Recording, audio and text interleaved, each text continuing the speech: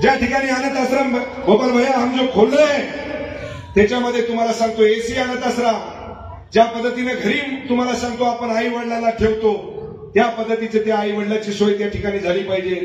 सकाळी चहा नाश्ता जेवण संध्याकाळचं त्यांना राहण्यासाठी चांगली एकदम व्यवस्था।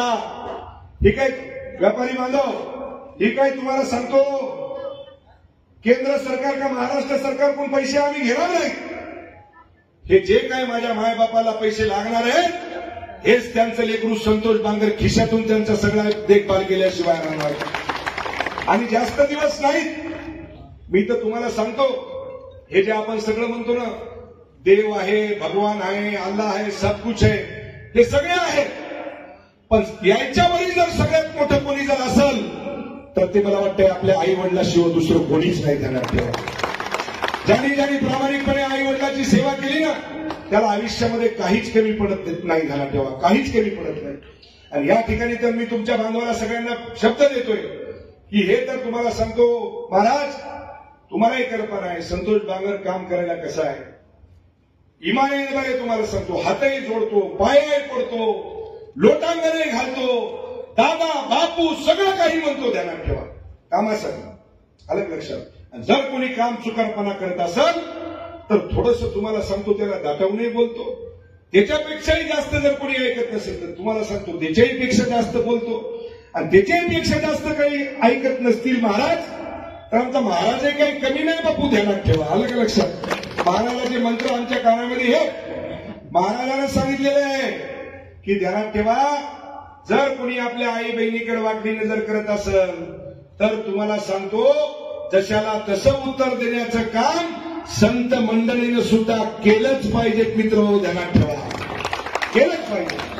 म्हणून या ठिकाणी मी तुम्हाला एवढंच सांगेल की येणाऱ्या नगरपालिकेच्या निवडणुकीमध्ये आपल्याला सगळ्यांना विनंती की जो आज तर तुम्हाला हे बघा या व्यासपीठावरून मी आज सांगायला माझे शब्द तुम्ही लिहून ठेवायचे। आज गोपाल महाराज आल्यावर तर तुम्हाला सांगतो दुधात साखर आहे। येणाऱ्या काळामध्ये तुम्हाला सांगतो की नगरपालिकेची निवडणूक आता या 2-4 दिवसामध्ये आचारसंहिता लागणार आहे।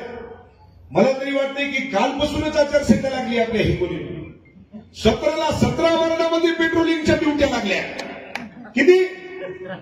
आता तुम्ही सांगा हर वार्डामध्ये चाललो आम्ही जर आमच्या बहिणीच्या पाया पडत असेल माईच्या पाया पडत असेल बापाच्या पाया पडत असेल आणि ते जर विरोधकाच्या डोळ्यामध्ये जर खुपत असेल तर बापू तू हे ते देव तुम्हाला सांगतो याचे डोळे पण आंधळे करून टाकल ध्यानात ठेवा, अलग लक्षात तुमच्या।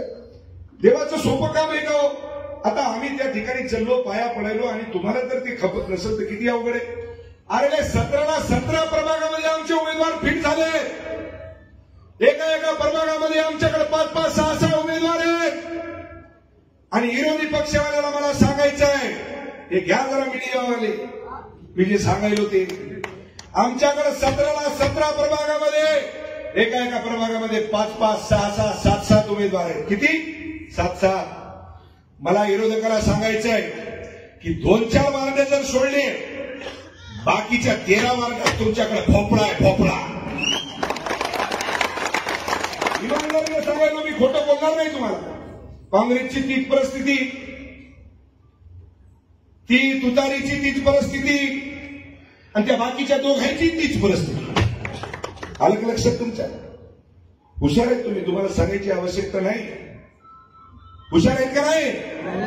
हा मग तेच सांगायला तुम्हाला। त्याच्यामुळं येणाऱ्या नगरपालिकामध्ये आज तर ही या ठिकाणी मायबाप जनता माझ्या समोर आहे आणि गोपाल भैया आणि आमचे केशव महाराज या ठिकाणी शिवसेनेमध्ये प्रवेश केलाय।